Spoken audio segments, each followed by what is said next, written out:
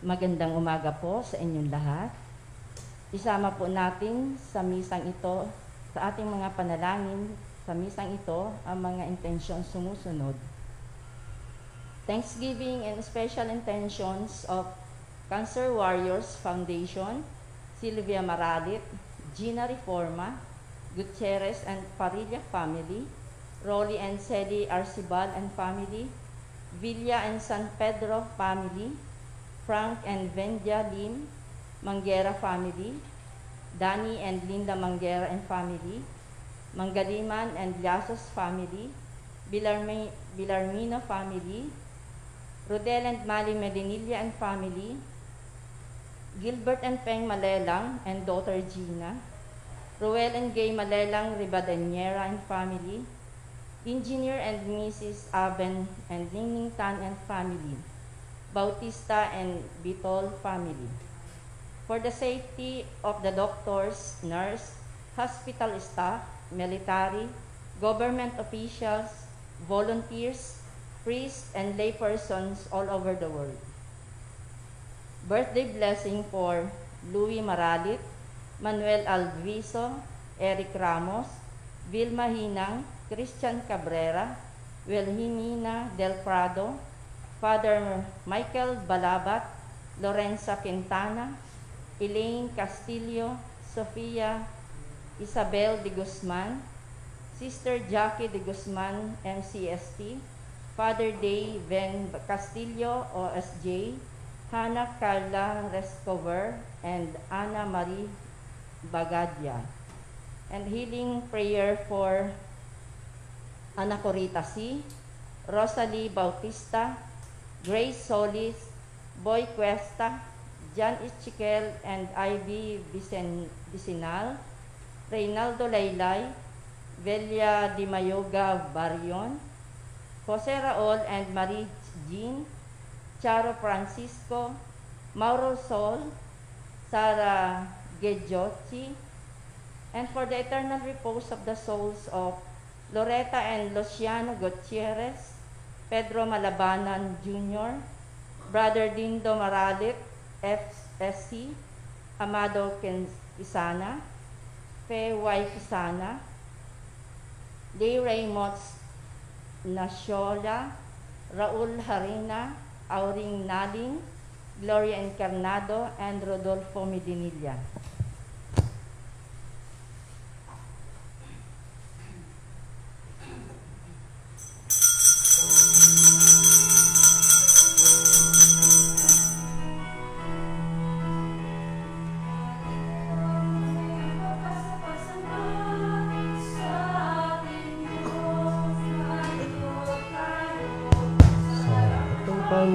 Panginoon, siya butihin pangkaya sa atin. Papuri sa ating Diyos, kaibig-ibig at karapat dapat siyang purihin.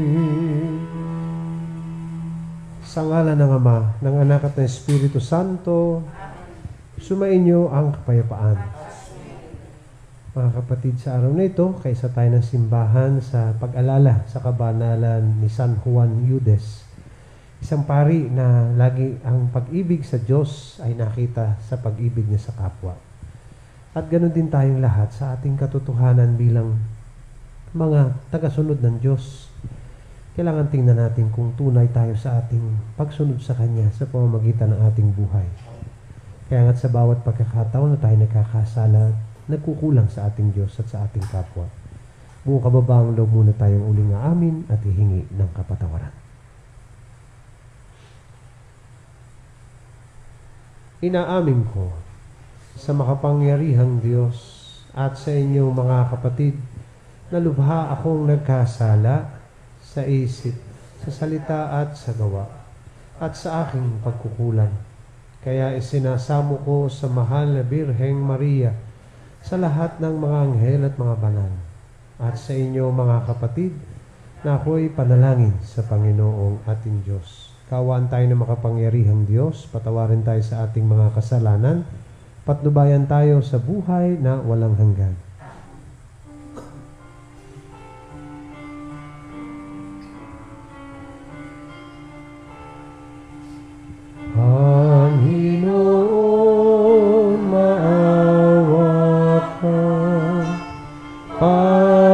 Panginoon, maawa ka.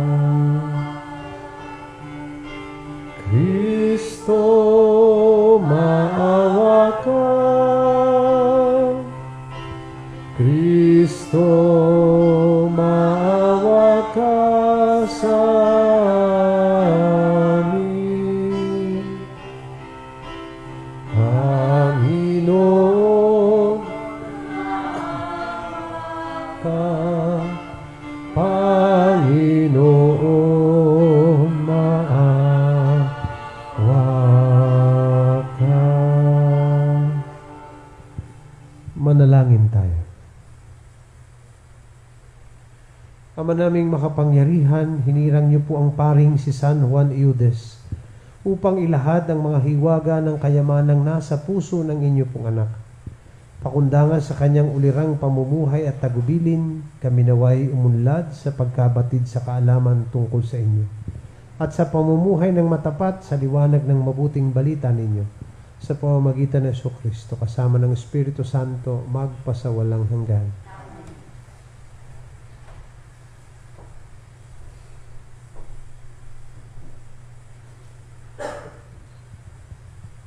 Pagbasa mula sa Aklat ng Mga Hukom.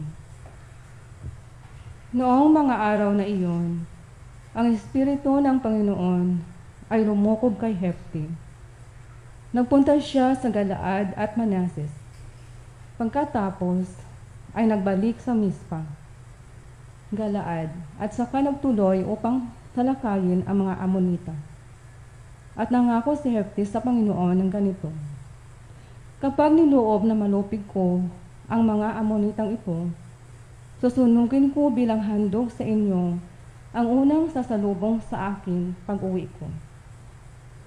Sinalakay nga ni Hefti ang mga Amonita at pinagtagumpay siya ng Panginoon. Nalupig nila ang mga kalaban at nasakop ang 20 lungsod mula sa Oreb sa palibot ng Minet hanggang sa Abel-Peram. Marami silang napatay na Amonita. Nang magbalik si Hefti sa Mispa, sinalubong siya ng anak niyang babae na sumasayaw sa saliw ng kanyang tamburin. Siya lamang ang anak ni Hefti.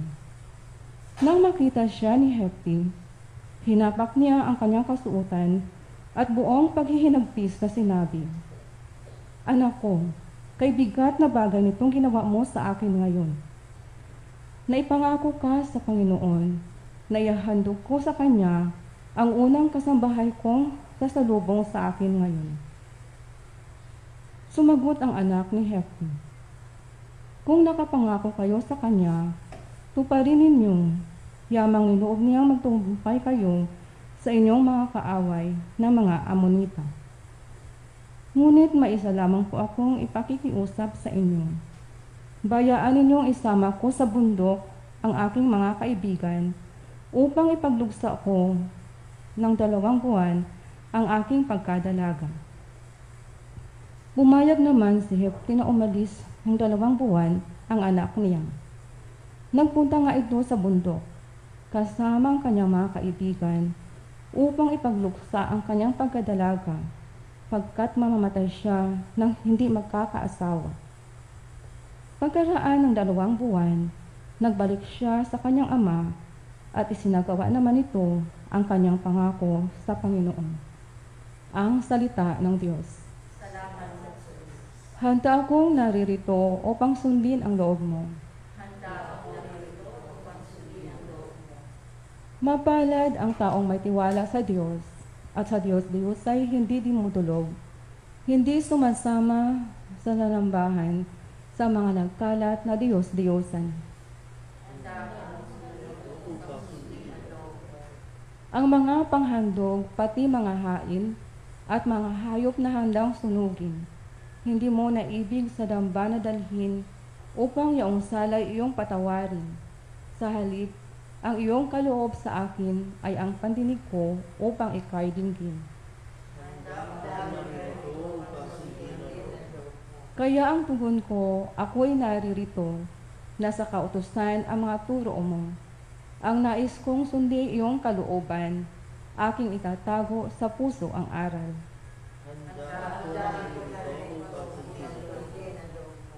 Ang pagligtas mo'y aking inihayag, saan man magtipon ang iyong mga anak, di ako titigil ng pagpapahayag.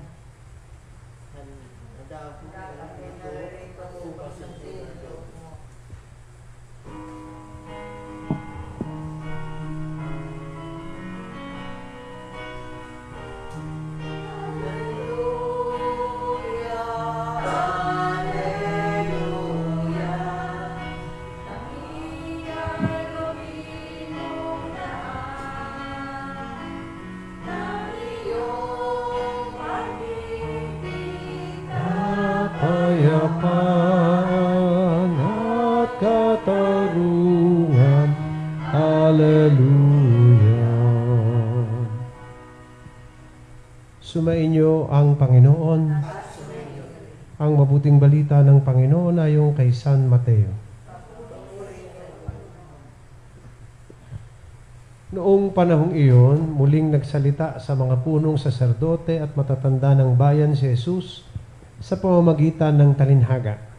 Sinabi niya, ang paghahari ng Diyos ay katulad nito.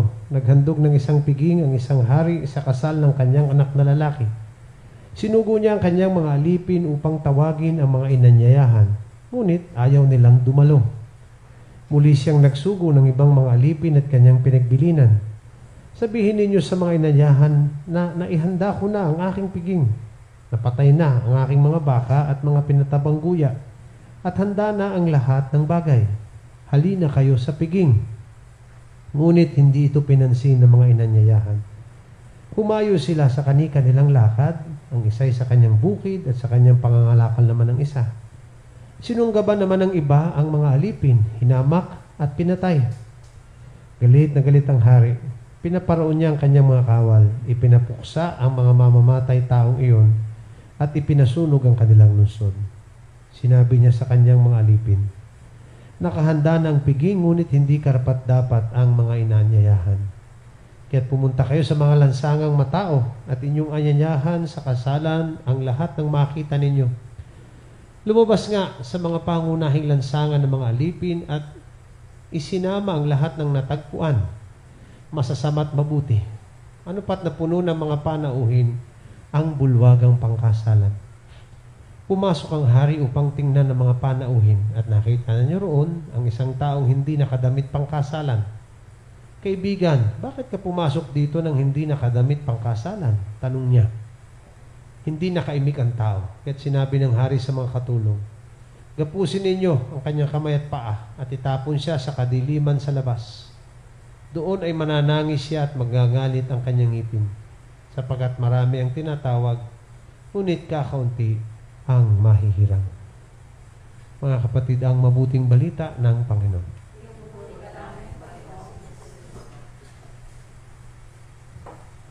Kung kahapon ang ating pagninilay na patuon doon sa panahon.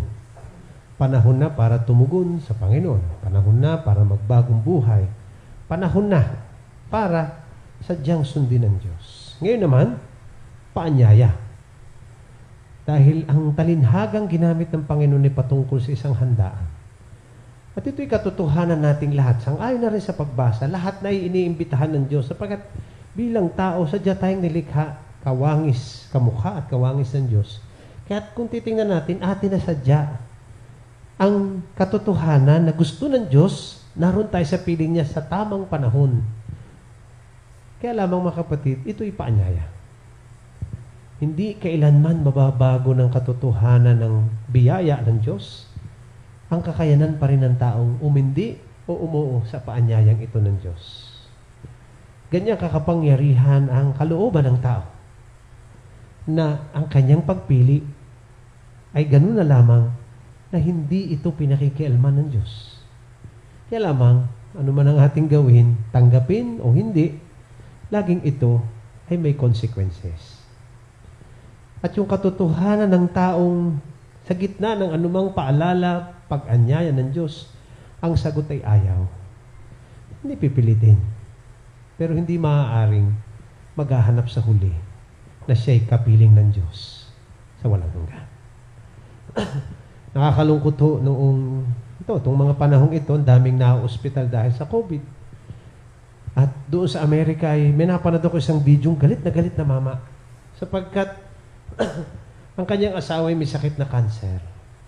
Pinapagapon niya sa ospital, at pagdating doon sa ospital, 3 araw, kahit hindi pasyadong recovered yung asawa, pinalabas na. Ang idinahilan sa kanya ng ospital ay dahil daw wala nang lugar para sa asawa niya dahil tumaas ang bilang uli ng may COVID. Ay ngayon, ang nakalagay sa pag-aaral sa Amerika, mahigit sa 90% ng nao-ospital na malala sa panahong ito ay dahil hindi nagpabakuna. Doon sa Amerika yun, ha?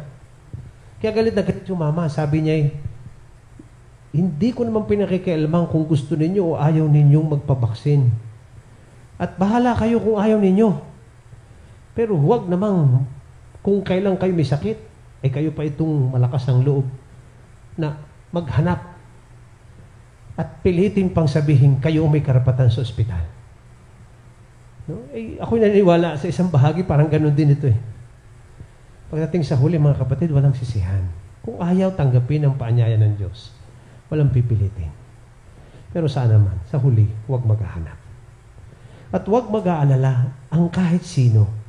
Anumang sitwasyon mo sa buhay, anumang kasarian mo, anumang kalagayan mo, na kapag ikaw naman ay umuo sa paanyaya ng Diyos, may lugar ka sa langit. Yun lang. Kapag umuo ka, ihanda mo ang sarili mo. Huwag naman na sa pag-oo mo sa Diyos at sa kagustuhan mo palangit, hindi naman siya kabagay ng pamumuhay mo. Hari naman mga kapatid, sa tamang panahon magkita-kita tayo doon. Kay lungkot kung maya-maya pa, pag namatay na tayo sa mundong ito, hindi tayo magkatagpo-tagpo. May isang nasa baba, may isang nasa taas. Ako, ang dasal ko, ako'y naroon sa taas. Kung kayo na may gusto nyo kayo sa baba, ay bahala kayo. Mag-text-text na lang.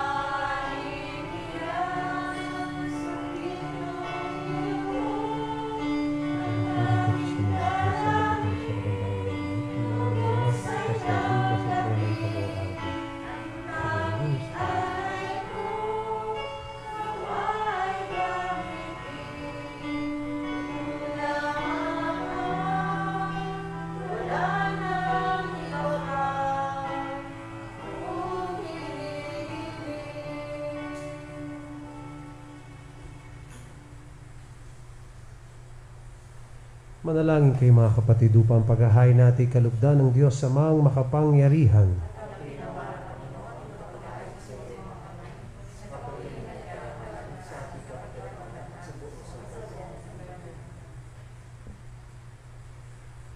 Ama naming lumikha, dumudulog kami sa inyo pong kadakilaan upang ang kapangyarihan ninyong ipinahahayag sa paghahain ng mga alay para gunitain ng mga banal ay magdulot sa amin ng pakikinabang sa kaloob niyo pong kaligtasan sa pamamagitan ni Jesucristo kasama ng Espiritu Santo magpasa walang hanggan. Sumainyo ang Panginoon. Itaas sa Diyos ang inyong puso at diwa. Pasalamatan natin ang Panginoong ating Diyos.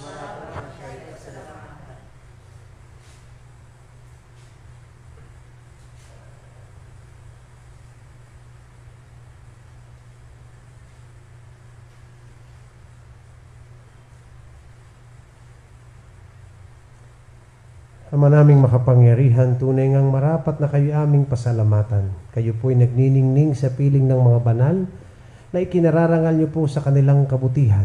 Ibinibigay niyo po silang huwara namin araw-araw. At katuwang sa pagsamba sa inyo pong kamahalan, sa pamamagitan ng anak niyo pong si Jesucristo, kami po'y naliligid ng mga banal na tao. Sila'y mga saksi ng pananalig sa inyo ay magaganap namin sa ikararangal ninyo. Kaya nga't kaisa ng mga anghel na nagsisiawit ng papuri sa inyo ng walang humpay sa kalangitan, kaming lahat ngayon nagbubunyi sa inyong kadakilaan.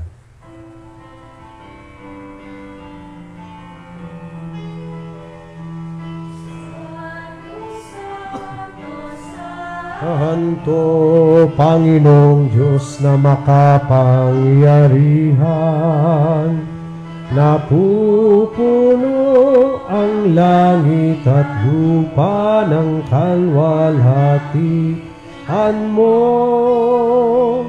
Hosana, Hosana sa kaitaasan. Pinagpala ang naparirito sa ngalan ng Panginoon. Hosana sa kaitaasan.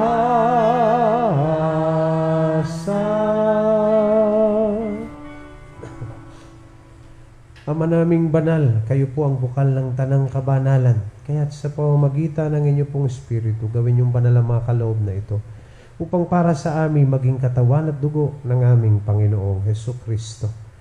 Bago niya pinagtiis ang kusang loob na maging handog, hinawakan niyang tinapay, pinasalamatan kanya.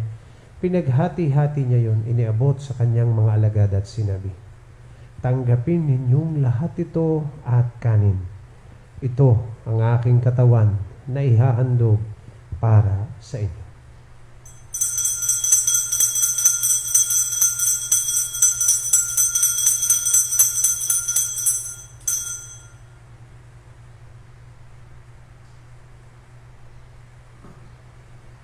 Gayun din naman noong matapos ang hapunan, hinawakan niya ang kalis, muli kanyang pinasalamatan.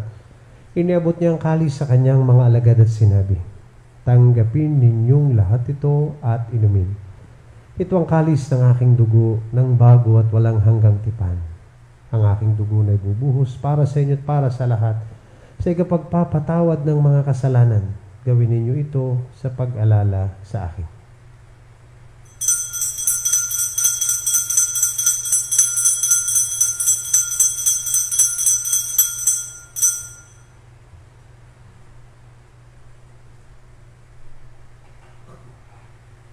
Ipagbunyi natin ang misteryo ng ating pananampalataya. Kristo'y namatay, si Kristo'y nabuhay, Kristo'y babalik sa wakas ng panahon. Ama, ginagawa po namin ngayon ang pag-alala sa pagkamatay at muling pagkabuhay ng inyo pong anak. Kaya't iniaalay namin sa inyong tinapay na nagbibigay buhay at ang kalis na nagkakaloob ng kaligtasan. Kami po ay nagpapasalamat dahil kami inyong minarapat na tumayo sa harap ninyo para maglingkod sa inyo.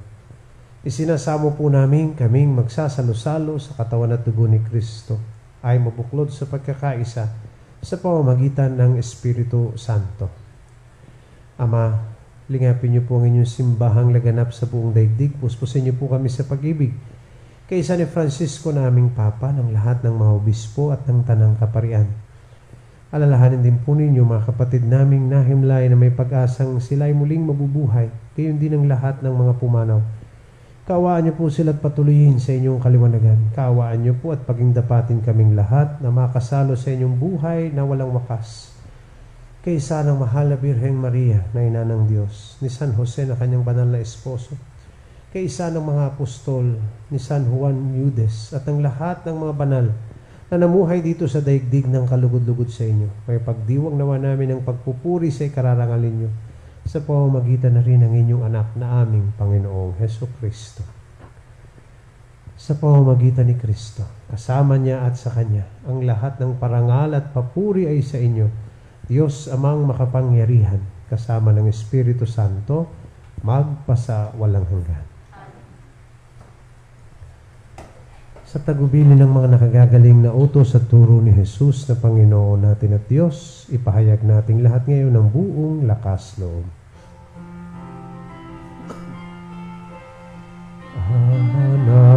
Namin sumasalangit ka, sambahin ang ngalan mo, mapasa amin ang kaharian mo, sundin ang loob mo dito sa lupa para ng sa langit.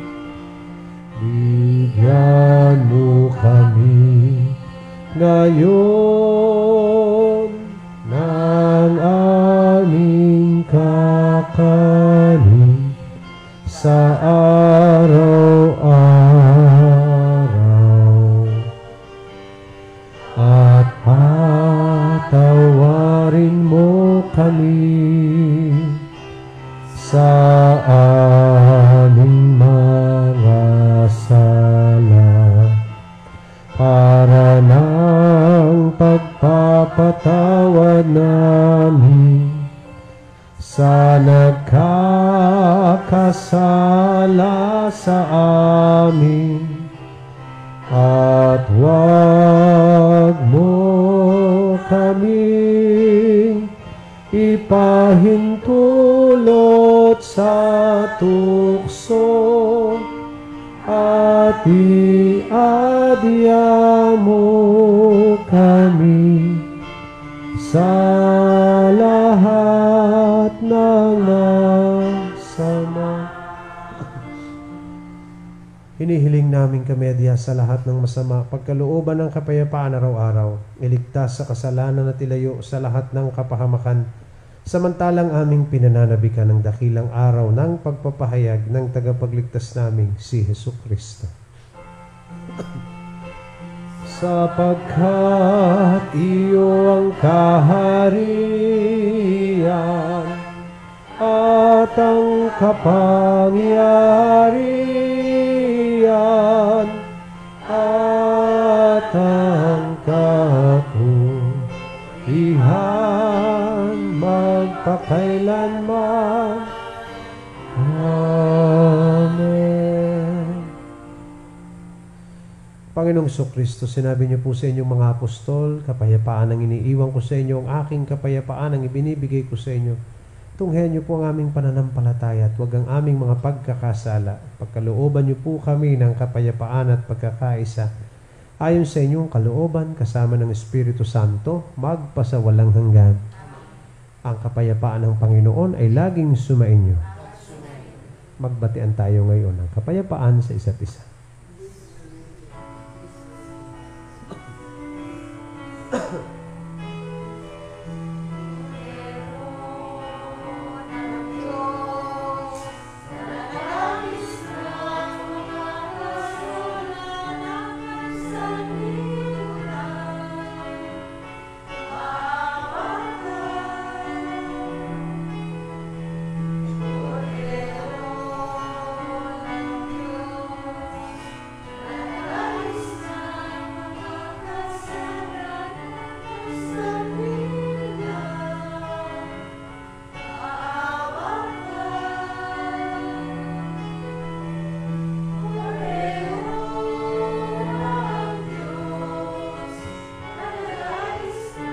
Mga kasalanan, ipagkaloob mo sa amin kapayapaan.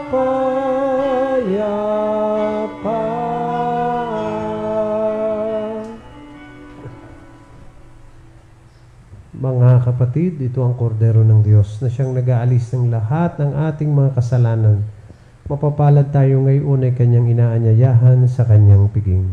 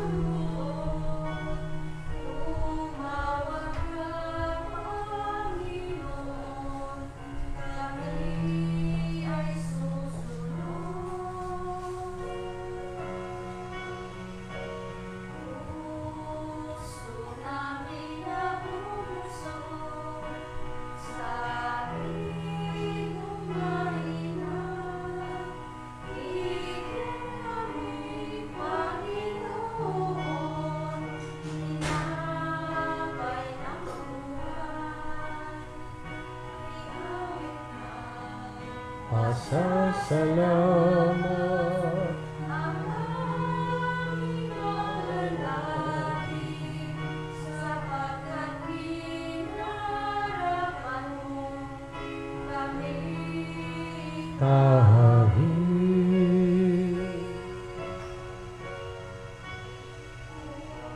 Puso namin ang puso, sa ating mahirap, ibunin, Panginoon, tinapay ang buhay.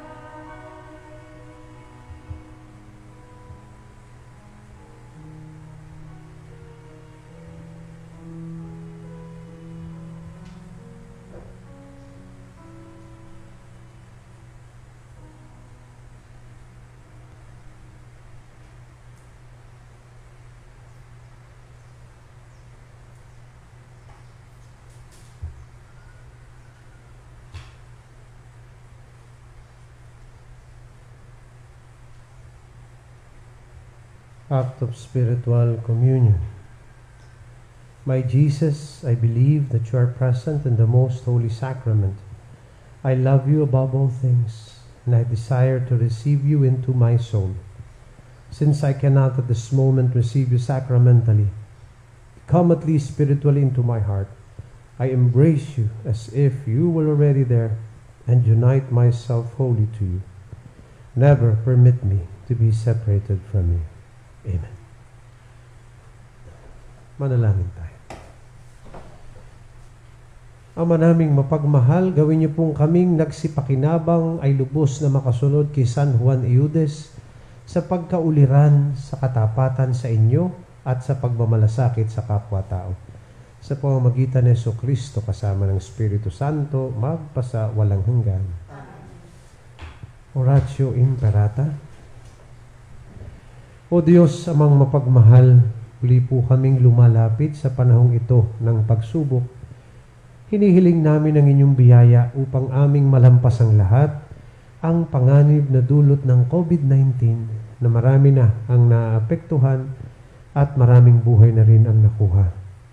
Ipinapanalangin namin nang lahat ng may karamdaman na dulot ng virus na ito ay agaran na sanang gumaling at muling makabalik sa pagpupuri sa inyo.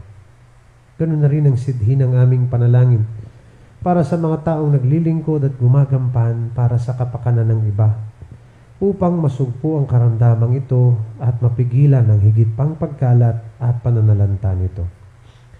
Nagpapasalamat po kami sa bakunang na isulong sa patnubay ng inyong mga kamay. Pagpalain niyo po ang aming pagsisikap na mawakasan ng mga bakuna ang pandemya sa aming bayan. Sa inyo po namin ipinagkakatiwala ang lahat ng mga mahal namin sa buhay at kami buong kababaang loob na humihingi ng inyo pong patnubay upang di namin malimutang paglingkuran ang mga aba at higit na nangangailangan lalo na sa mga panahong ito. Ang lahat ng ito'y aming hinihiling sa pamamagitan ni Jesucristong Panginoon namin at ng Espiritu Santo, magpasa walang hanggan. Mahal na Birhen ng Biglang Awa, San Jose, San Rafael Arcangel, San Roque, San Lorenzo Ruiz, San Pedro Calungsod.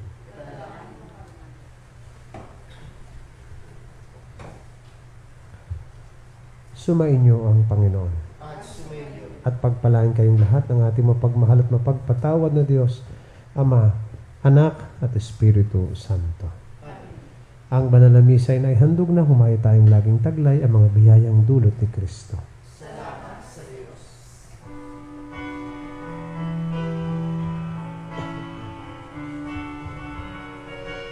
Magpasalamat kayo sa Panginoon.